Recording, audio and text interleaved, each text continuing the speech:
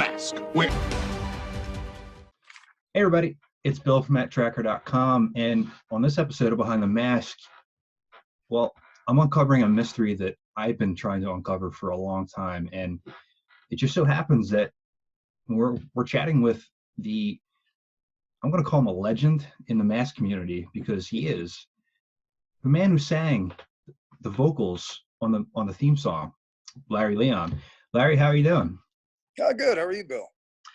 As I said before we started the call, I'm a little starstruck, and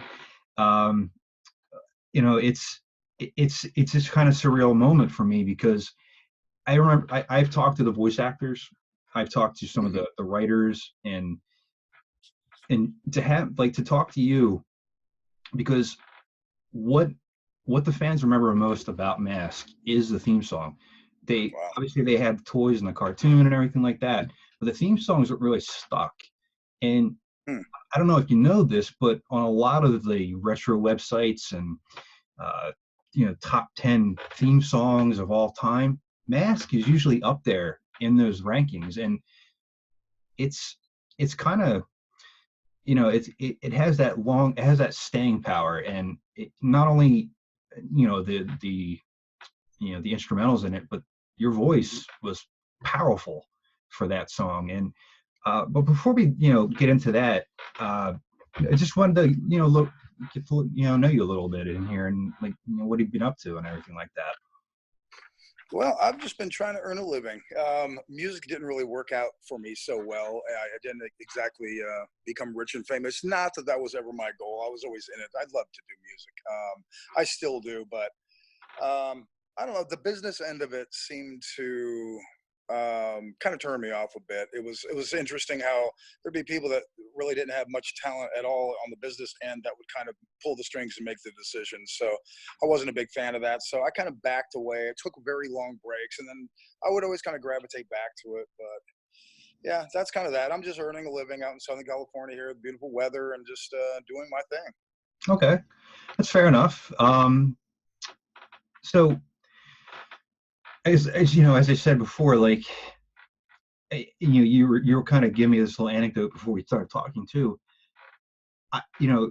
Mask is one of the obscure things from the 80s, and it has a following, but it's not the same as like He-Man, Transformers, and so on. But as I said, the theme, it's like, it has this like iconic feel to it. How does it feel to know that you were a part of that, and to know that people still play it and people have covered it, and we can talk about that a little later? How does that make you feel? I'm surprised. I mean, this thing kind of grew legs of its own. I had no idea, as I told you earlier, that there were fan sites. I accidentally discovered all this when I was searching for a friend on the internet. And I found a moniker that he was using, and found that he was posting on a M.A.S.K site, and it was bizarre that I had no idea that so many people were into this, and that it meant so much to him. And I'm still surprised. I mean, people contact me through Facebook or YouTube or whatever, and I'd say if there's a constant across the board, what they say is "Thank you for my childhood." I mean, to me, that's overwhelming. It's like, wow, I sang a song. I sang it the best that I could, and I sang a song, but thanks everybody out there. I mean, that's pretty incredible. I mean, it feels good after all these years to get that kind of accolade. Yeah, I don't have many memories from when I was a kid, but obviously Mask as a driving force for me. And I remember that I would sing the song and my mom would record it. Thankfully that doesn't exist anymore. But it just had such a staying power. And as I said, like the toys, the cartoon itself, and all the other merchandise, the theme song is really what resonates and what really captures people. And your voice, it was kind of, it had a kind of melodic tone to it. And I was wondering who some of your like inspirations were as a singer, because obviously you had a band a little while ago, and I was just kind of curious about that. When I was a kid, I used to, we'll go way back. When I was a kid, I don't even know how old, maybe 6 years old, something like that. My sister had a 45. It was a Motown 45, Smokey Robinson and the Miracles doing Tears of a Clown. I remember as just a young child slowing that down, the little 45, picking the needle up and writing down the lyrics to that thing. And once I had the lyrics all out, singing along with that. That's one of my very first memories. And I did like an Elvis, I think did the same thing with an Elvis song called Hard Headed Woman, which isn't, you can look that one up on the internet. Pretty cool song. But then from there, I mean, it was, you know, the music I listened to when I was a kid, that was all my influences that I kind of took with me on the venture to becoming a singer was, I'd say Motown, early 70s pop, soul music. Then what really led me down the path of becoming a singer is when it was kind of a game changer when I heard Zeppelin. It was like Robert Plant was like, instead of like, I like this, you know, I want to listen to this, it's like, I want to do this. And so it was like Robert Plant, Ian Gillan, Klaus Meine, early, you know, the Scorpions stuff, early Judas Priest stuff with Robert Halford, and many, many others. I mean, even venturing into some of the pop stuff of the 70s, John Waite, I think, is a great singer who has influenced me vocally and lyrically. I really like the way that he crafts his lyrics, and he's been an influence. Okay. But kind of across the board, there's a. Yeah, I was just going to say that it's kind of you got a broad spectrum there. Not as a pun there on the spectrum mask, but you know, it's interesting though, because when I listen to the theme, like I listen to it probably once a day, which I'm almost 40, and youngster. Yeah, so I don't know if that makes you I don't know if that creeps you out, or if that, you know, is a it's a compliment. Yeah, I was hoping that was the case. Yeah. So, but it's just, I don't know what it is. It has this, like, you hit those notes and everything. You know, I don't know if you can still hit them. Maybe you can. Of course. Okay. I'm not gonna. Even if I couldn't, I would tell you that I could, okay. But I can. All right. Well, at the end of this, we'll do a duet, right? So. Gotcha. Offline, of course. I'm just kidding. Yeah, offline. Yes. But yeah, it's, you know, I kind of like, equate your voice to what's the name? In-Excess. Wow. What's the name? Oh, I forget his name. I can't remember it either. Unfortunately, he's whenever I hear those songs, I kind of equate it to that. Like, I kind of hear the same thing, but it might not be everybody, but that's just me. And I don't know, it has to be some kind of an interesting story how you were brought on to do the theme. So it's actually not. No, it's not. Well, I'm going to be. It's one of those kind of here they needed somebody, and somebody was in the room and said, "Hey, I know a guy." It was just about that. It was the story about that. I was in a band with Ricky Phillips from the Babies. Here once again, a little bit of a thing back to John Waite. There, I ended up. Yeah, I was a fan of the Babies. Ended up in a band with one of the members. A few years after I think I had seen them, but I was in a band with Ricky from the Babies and some other kind of heavy hitters. And now Rick's a member of Styx, you know, after he was in Bad English, this and that. But Rick's girlfriend, a girl named Teresa, a really nice person, she worked at Haim Saban's studio on Ventura Boulevard in Studio City. And I guess they were probably discussing, you know, who can we get for this? And I was, you know, she had heard a lot of stuff that, you know, we were doing at that time and said, I know a guy. And that's basically it. So she called me up and said, hey, you want to go do a session tomorrow and sing something? And she said, you know, there's like, you know, a little bit of money in it for you, this and that. And if they end up using it, there's some little bit more. And I said, yeah, okay. I didn't have a car back in the day then.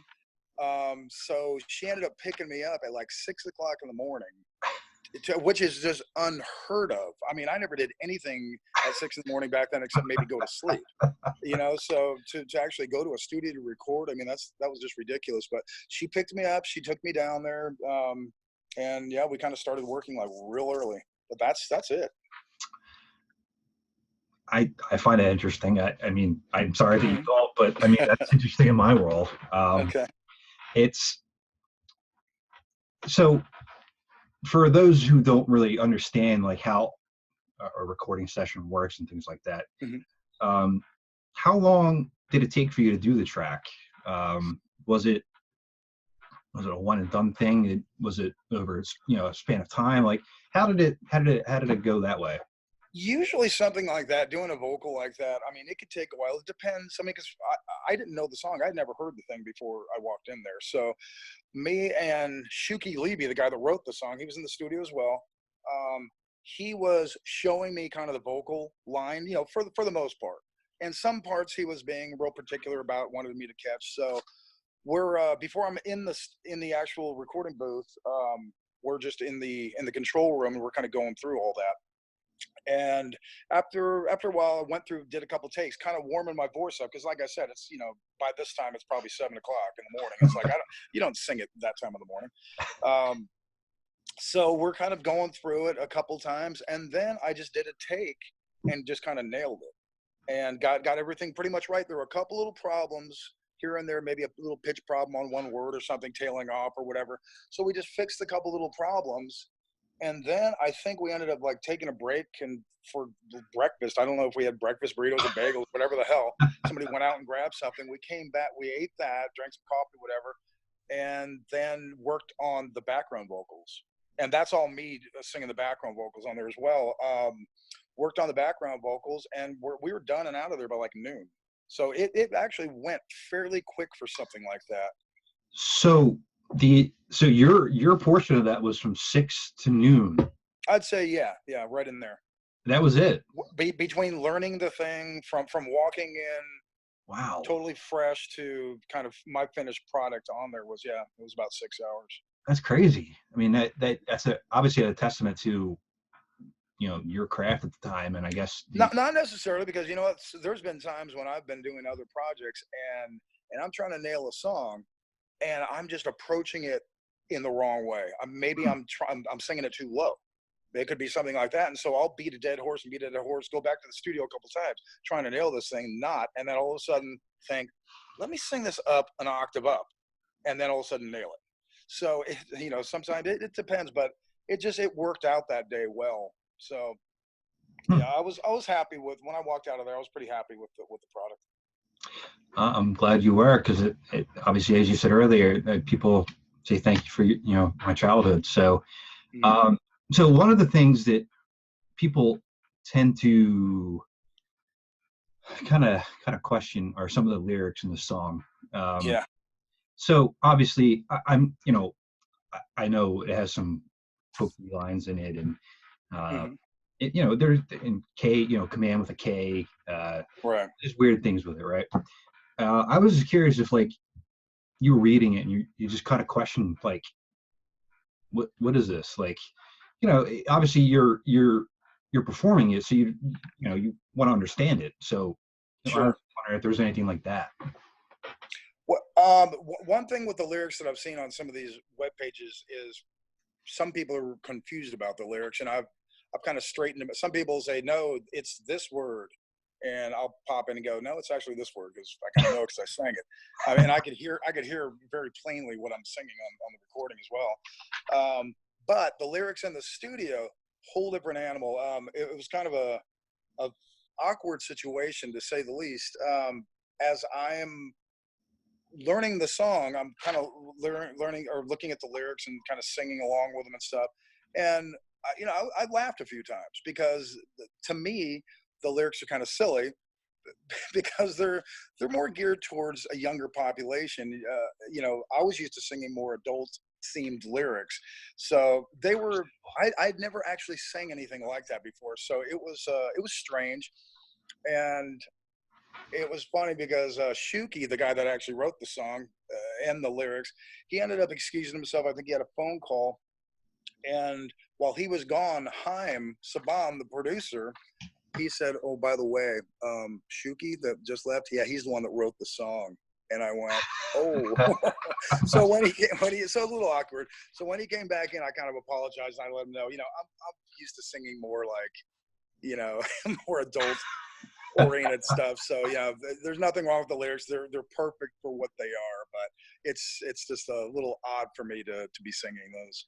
That's funny though. It's, you know, you're you have the writer sitting right there, and you obviously you didn't know at the time, and you got, you know, foot in the mouth type thing there. But Sure. that's but no, but it's perfectly okay to question the lyrics because Oh yeah, I would imagine that he understood.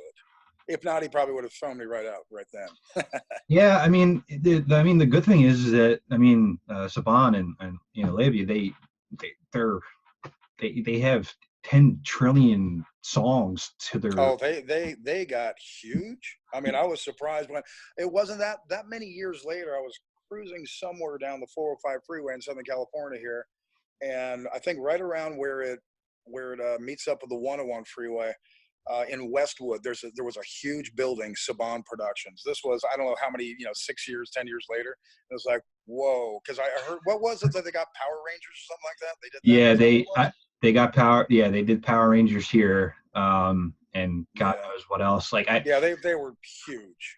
I'll superimpose some of their credits here on after I do the editing of the video. But yeah, it's an interesting story though that would be the case. Well, so you did the vocals and all that time, and if you go back and listen to it, was there a certain part of the song? There's obviously the theme that was cut down to about a minute, and then there's the extended theme that is out. It's about 250, I think, give or take. Was there a certain part of the song that you liked the most, like the parts that you hit, the notes, like? There's something in the original unedited version. There's a part where I kind of like hit this little bit higher note. I hold a note, but I'm saying the word "yeah" at the end of something, and I kind of like that. And it got cut out, but this is the way it goes. That's a shame. Yeah, I was gonna say I don't remember hearing that. So that makes sense. Okay, it's in there somewhere in the original version that got. But I guess Shuki put I had the tape of it for years without the explosions on it and stuff. I have the original tape. I still have that today. It had the edited versions and the long version, and that thing was unreleased for years and years. The only thing that was up was I guess the right off the show. But I guess Shuki at one point put the whole version up on his site from what I've read. He did, and I actually remember when that came about. But the problem is that with the internet, anybody can take anything and just rip it off of it. And sure.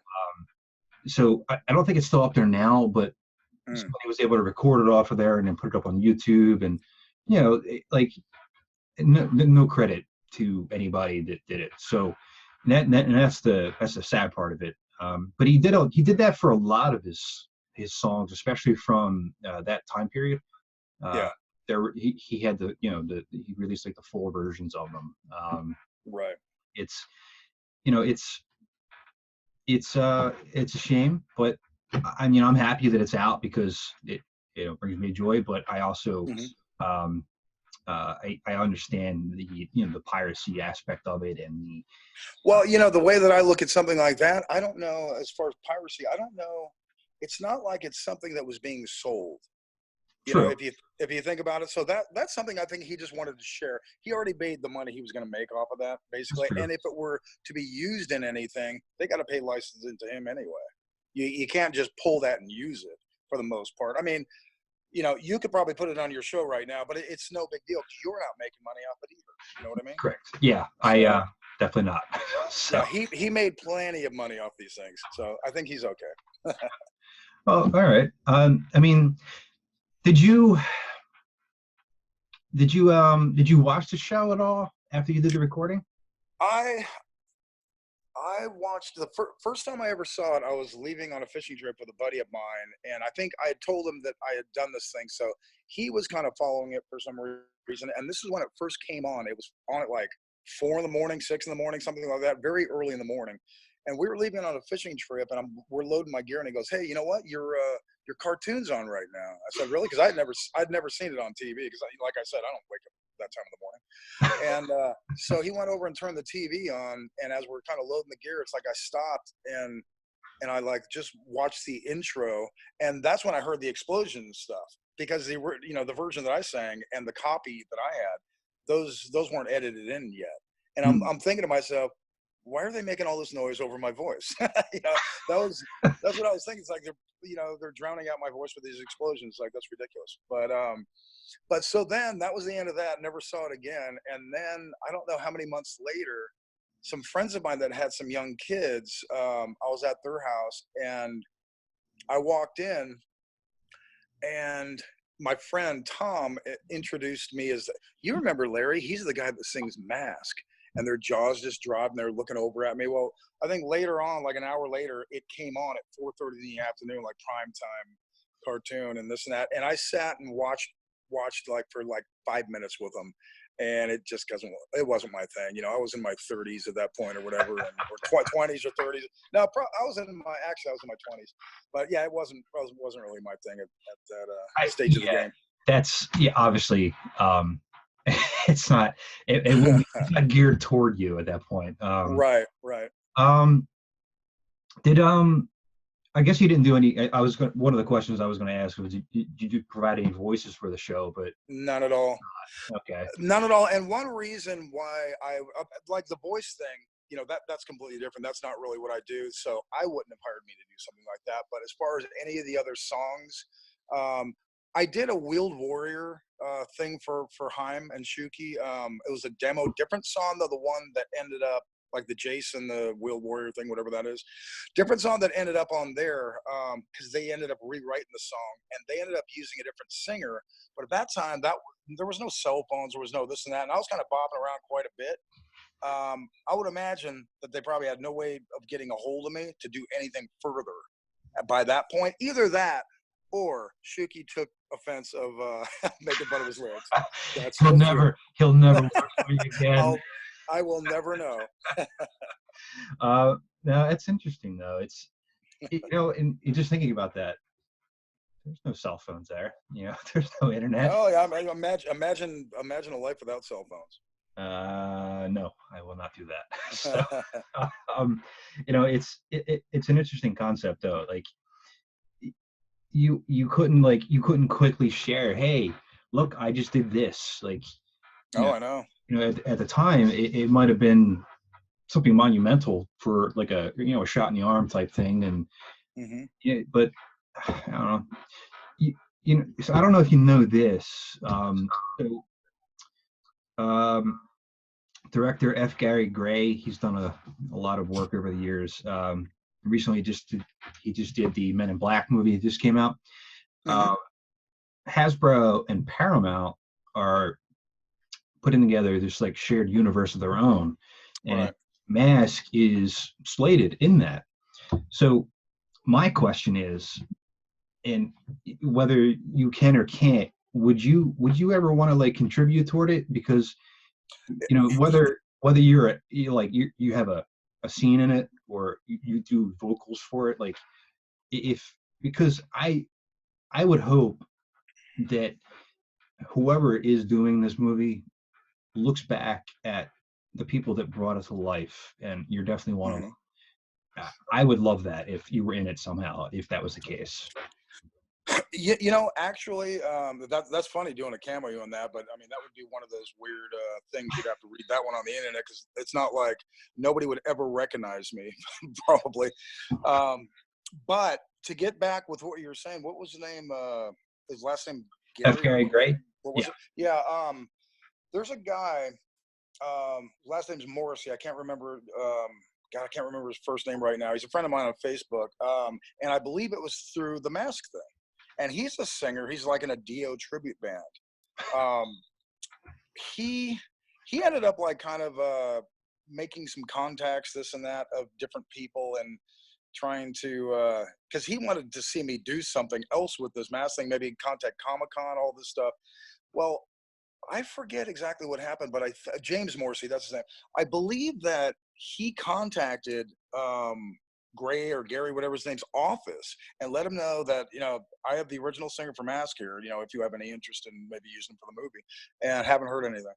So I've reached out to just kind of get information, because I literally get asked about 10 times a day. Mm-hmm. I don't think people understand that I don't work for M.A.S.K. It's, I was kind of like reaching out and trying to gather information as best I can, but I'm hopeful. Like, I've gotten to know Doug Stone, who voiced Matt-Trakker, and a bunch of other voices on the show. Big hockey fan, which I am too. He's out in California. He's still active in voice acting, and some of the other guys are too. And I would hope that it will kind of all come full circle. And that's my hope, is that with the good graces that you coming on here and chatting for a few minutes to talk about the the theme and your time with it, and I really do hope that it does come full circle. And if you ever do a Comic-Con, let me know, because I'd like to meet you in person. Yeah, I definitely would. I did a M.A.S.K panel with Doug Stone a couple years ago at a con called RetroCon, and it was kind of surreal. I'm sitting there with Matt-Trakker. I don't know why I was up on the stage, and fielding questions with people, and I'm like, why am I here?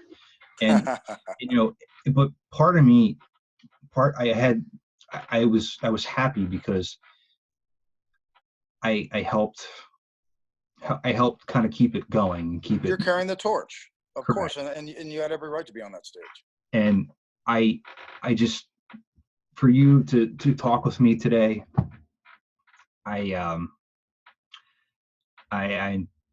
it's an honor. And The pleasure is all mine. I mean, believe me, after all these years of doing this thing, like I said, I had no idea that this thing, many, many years, decades later, not years, that anybody would have any interest in that song that I did. It's very, very surprising. Well, if I ever uncover the recordings of me singing a song when I was like 5, I'll make sure I get them, send them over to you. All right. So you can get a good laugh out of it anyway. But, I don't know if there's anything you'd like to say to the fans before we close out here, and just have at it. Just thanks for kind of lifting this thing up to a level that's just unbelievable to me. I mean, it's like I said, it feels good, happy out of all the things that I've done to. It's interesting that this is the thing that I get a little bit of notoriety from. I've done some other things. I did. There is a CD I have out there, a band project I did called Big Mouth. It's called Hands of Time. The title of it. The people contact me. They like that. There's quite a bit of fans. But I mean, if not for the internet, I mean, this thing would have been dead and buried a long time ago, and I'd know nothing of it. You know what I mean? So it's nice that people do reach out and give thanks, even though I tend to wonder if it's if it's justified. And it's like, I sang a song, I did the best I could, and I do like that people hold it close to their heart. Well, I can't get it any closer. I think it would be attached if that was the case. But Larry, thank you again for jumping on for a little bit here. Thank you, Bill. And until next time, I don't know how I'm going to top this. This is Bill from Matt-Trakker.com, Larry Leon, and I'll talk to you later. See you later.